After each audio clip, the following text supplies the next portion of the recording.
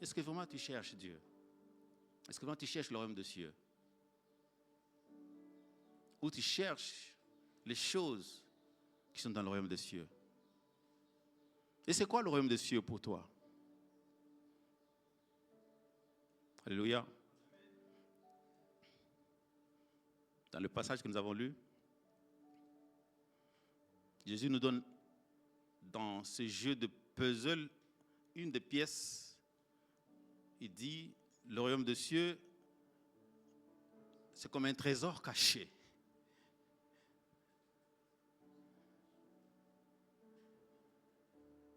Tant que tu n'auras pas compris en quoi consiste le trésor du royaume des cieux, tant que tu n'auras pas compris la valeur de ce royaume des cieux, tu ne te donneras pas la peine de le chercher. Jésus compare le royaume des cieux à un trésor. Un trésor. Et selon le dictionnaire de l'Académie française, le trésor est un amas de pièces d'or, d'argent, de pierres précieuses, d'objets de grande valeur que l'on garde en sûreté ou que l'on cache en un lieu secret. Tant que, par ta communion avec le Seigneur, tu ne seras pas arrivé à avoir une mesure juste de ce qu'est le royaume de Dieu, de ce qu'est sa valeur, de ce qu'il t'apporte, tu ne te donneras pas la peine de le chercher. Le royaume des cieux est un trésor. Et il a juste un trésor caché. Hein? Quelque chose qui est caché, c'est caché. Ça veut dire pour le trouver, il faut travailler. Le royaume des cieux, ce n'est pas quelque chose qui est toujours évident. Une chose, quelque chose c'est évident, voilà. Si c'est une chose évidente. Je connais un peu le français. Mais j'ai fait beaucoup de fautes. Heureusement, il y a des Français avec nous pour nous corriger. Le royaume des cieux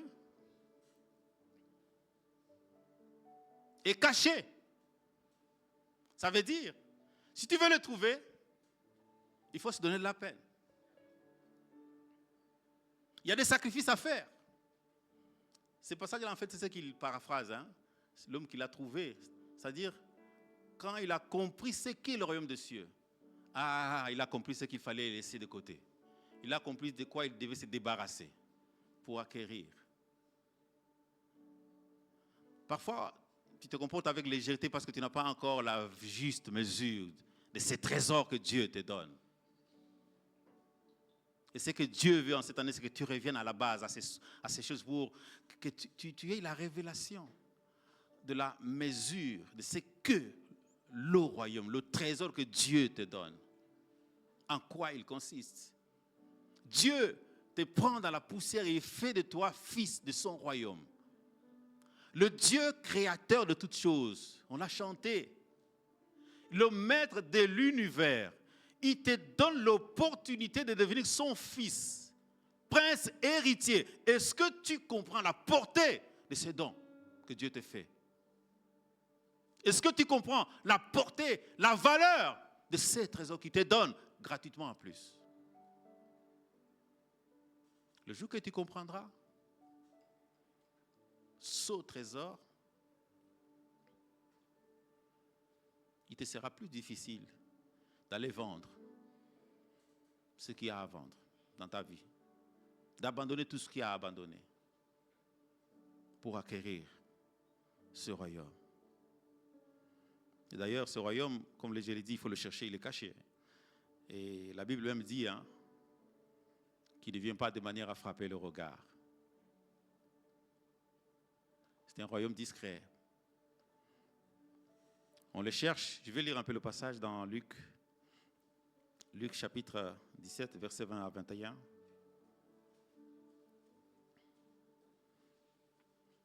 Luc 17, 20 à 21. Les pharisiens demandèrent à Jésus, quand viendrait le royaume de Dieu? Il leur répondit, le royaume de Dieu ne vient pas de manière à frapper le regard. Le problème est que toi, tu cherches des choses qui impressionnent là. Et du coup, tu vas passer à côté. Parce que le royaume des cieux vient dans la simplicité. Et il ajoute, On ne dira point il est ici ou il est là, car le royaume de Dieu est au milieu de vous.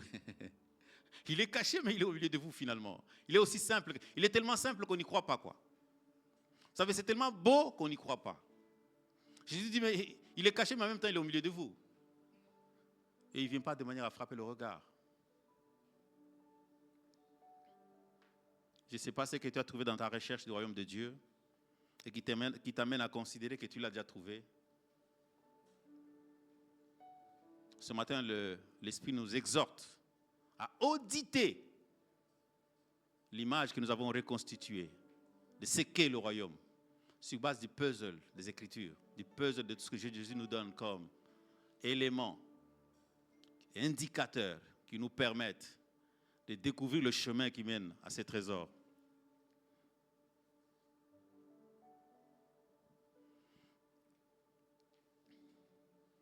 Dans Jean chapitre 18, verset 36, la Bible dit ceci. Jean chapitre 18.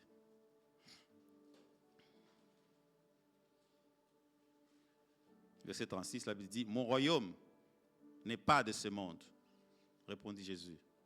« Si mon royaume était de ce monde, mes serviteurs auraient combattu pour moi, afin que je ne fusse pas livré aux Juifs. Mais maintenant, mon royaume n'est point d'ici-bas. »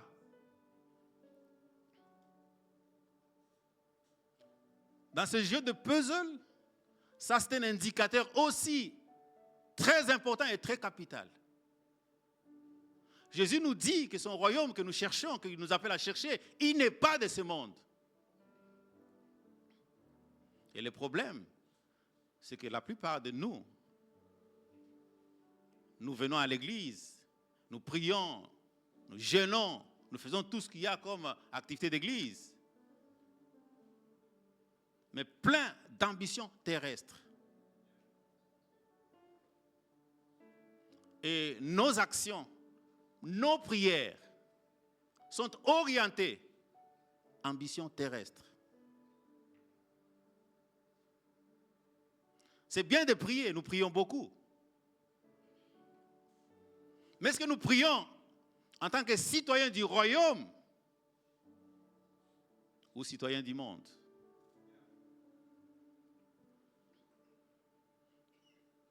Aujourd'hui, est-ce que Jésus-Christ est encore la maquette vers laquelle nous voulons tendre, le modèle auquel nous voulons ressembler, où nos ambitions, nos modèles sont dans le monde? Et tout ce que nous faisons, même qui a l'air d'être spirituel, nos prières, nos jeûnes, sont orientés ambitions terrestres, au point qu'on a perdu la perspective éternelle de la vie. Tu vas trouver des chrétiens, ils sont malheureux, ils sont toujours en train de se plaindre. Quand tu approches, c'est toujours pour des problèmes terrestres. Je n'ai jamais vu un chrétien triste parce qu'il a perdu le royaume des cieux. Hein. Je n'ai pas encore rencontré un chrétien triste, il vient là, je suis triste parce que je ne sais pas si j'ai perdu mon royaume en faisant ça, en faisant ceci, en faisant cela.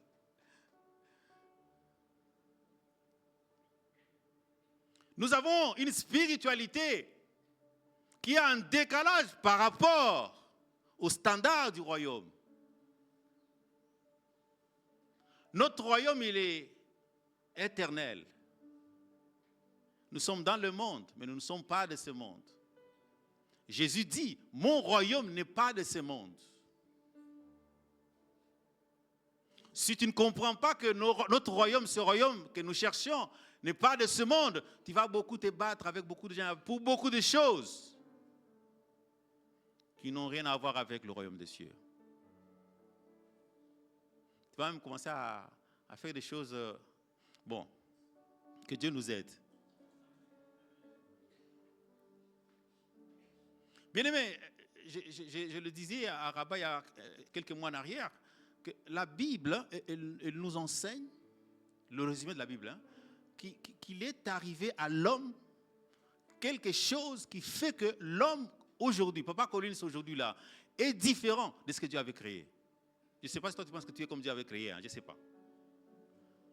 La Bible nous enseigne que l'homme que nous voyons, l'homme qui vit sur la terre, dans le monde que nous voyons, est différent de ce que Dieu avait créé. Et que la vie que nous vivons aujourd'hui dans le monde, sur la terre, ce n'est pas ça la volonté parfaite de Dieu. Oui ou non? Ou bien nous sommes dans la volonté parfaite de Dieu. On continue à vivre comme ça, on achète des voitures, on achète des châteaux, il y a des guerres à gauche, des guerres à droite, des gens affamés à gauche, à droite. C'est ça la volonté de Dieu. Je disais à Rabat, la vie sur la terre à partir de la sortie du jardin d'Éden, c'est une grande parenthèse qu'on peut appeler volonté permissive de Dieu, mais pas volonté parfaite. Et moi, je suis convaincu que je ne suis pas encore à l'image parfaite de Dieu. De ce fait, j'ai besoin de continuer à chercher. Chaque jour, j'ai besoin de continuer à chercher. Je ne deviendrai jamais parfaite. Je ne deviendrai jamais parfait. Mais je serai toujours dans la recherche. Jusqu'à ce que Christ revienne. Alléluia. Bien-aimés, à partir du moment où vous validez la vie dans le monde tel qu'elle se vit aujourd'hui, vous risquez de perdre la perspective céleste et éternelle de la vie. Jésus nous rappelle que mon royaume n'est pas de ce monde. Nous sommes dans le monde, mais nous ne sommes pas de ce monde. Nous sommes pèlerins et voyageurs. Nous avons eu une vision une année qui nous disait ça. Et Dieu continue à nous conduire dans ce pèlerinage. Aujourd'hui, il veut que nous puissions réellement trouver le royaume. Et il nous dit, le royaume n'est pas de ce monde.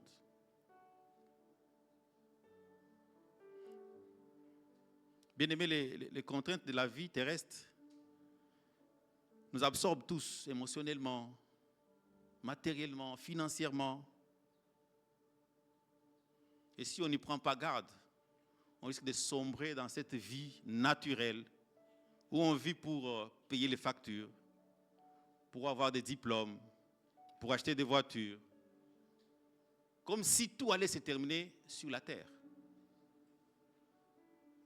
Mais lorsqu'on a trouvé le royaume, on comprend que ces choses, elles sont passagères. Et il n'y a aucun passage de la Bible qui nous exhorte à les chercher. Hein. J'ai aimé ce que Darlin avait dit. Que la Bible dit, cherchez premièrement le royaume des cieux. Mais il n'y a pas de deuxièmement. Dieu n'a pas dit deuxièmement, cherchez maintenant les choses du monde. Hein. Il a dit, cherchez premièrement le royaume des cieux. Et le reste?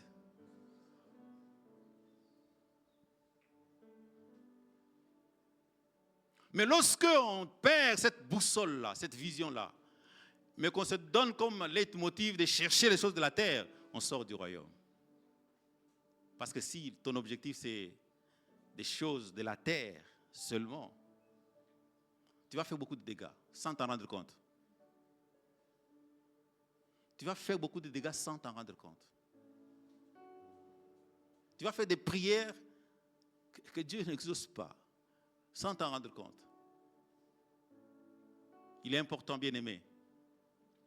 Mon temps est arrivé à la fin. Il est important que nous puissions prendre garde à nous-mêmes. Dans Luc, chapitre 21, verset 34, la Bible dit ceci. Luc 21, 34. Prenez garde à vous-même, de crainte que vos cœurs ne s'apaisantissent dans des excès de manger et de boire, et par les soucis de la vie, et que ces jours ne viennent sur vous à l'improviste. Romains 14 va dans le même sens. Romains 14, verset 17 pour dire, car le royaume de Dieu, ce n'est pas le manger et le boire, mais la justice, la paix et la joie par le Saint-Esprit. Alléluia.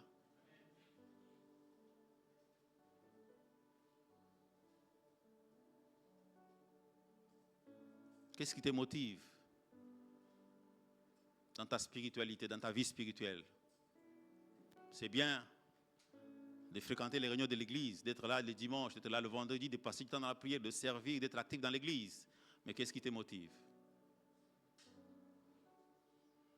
J'aimerais que l'Esprit aide chacun de nous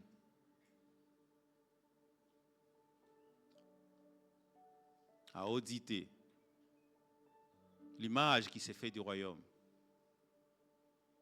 Le royaume ne consiste pas dans le manger, dans le boire. Ce n'est pas parce que je n'ai pas mangé que je ne suis pas dans le royaume ou que Dieu ne m'aime pas. Ce n'est pas parce que je n'ai pas de vêtements et que les autres ont de beaux vêtements plus que moi que je vais commencer à me faire des soucis et considérer que Dieu ne m'aime pas assez. Pourquoi il ne m'a pas donné aussi?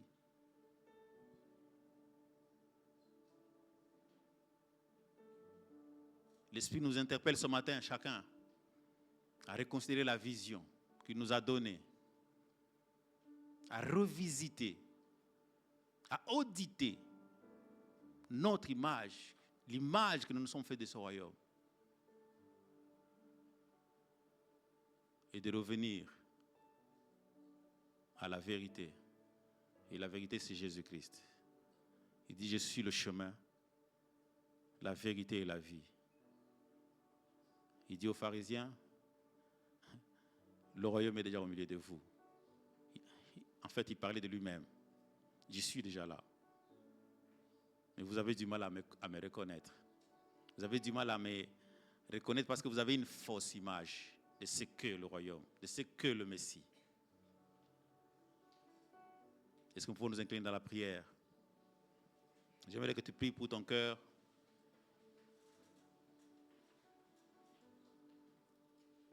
Que le Seigneur, par son esprit, nous aide chacun à entrer dans la vision de cette année, afin que nous puissions trouver le royaume des cieux. Est-ce que tu peux commencer à prier?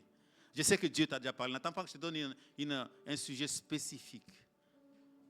Pendant ce message, je suis convaincu que Dieu t'a parlé. Il a parlé à ton cœur. Il faut que tu puisses reconsidérer l'image que tu t'es fait du royaume de Dieu.